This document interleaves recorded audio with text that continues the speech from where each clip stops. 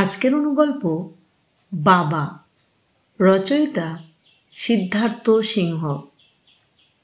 মুখে যখন থেকে বুলি ফুটেছে তখন থেকেই মেয়ে তার বাবাকে কাকা বলে ডাকে।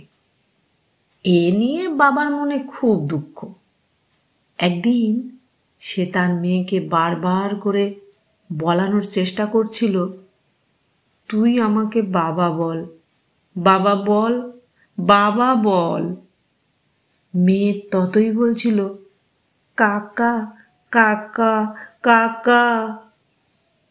লোকটা মেয়ের গালে ঠাসিয়ে এক চড় মেরে বলল, বাবা বল, বাবা বল, বাবা বল। মেয়ে আর বাবা বলবে কি, ভ্যাঁ করে কান্না জুড়ে দিল। বাচ্চার কান্না শুনে দেবী মা ষষ্ঠী স্বয়ং এসে হাজির হলেন সেখানে। বললেন, তোদের কি সমস্যা আমাকে বল। লোকটা তখন বলল, আমার মেয়ে জন্মের পর থেকেই আমাকে কাকা বলে ডাকে, বাবা বলে না।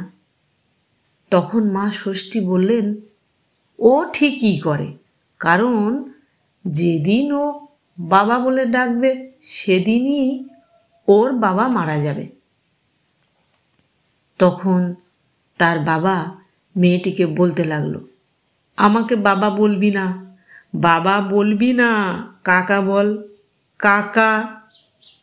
এতদিন হাজার চেষ্টা করেও যে মেয়েটিকে ও কখনো বাবা বলাতে পারেনি, সেই মেয়েটি হঠাৎ করে বলতে শুরু করলো, বাবা বাবা বাবা।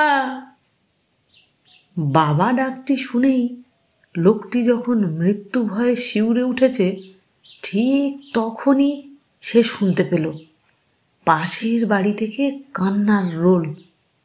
কে কোথায় আছো গো, আমাদের সর্বনাশ হয়ে গেছে। কি হয়েছে দেখার জন্য জানালা দিয়ে উঁকি মারতেই শুনতে পেল পাশের বাড়ির রাজুদা মারা গেছে।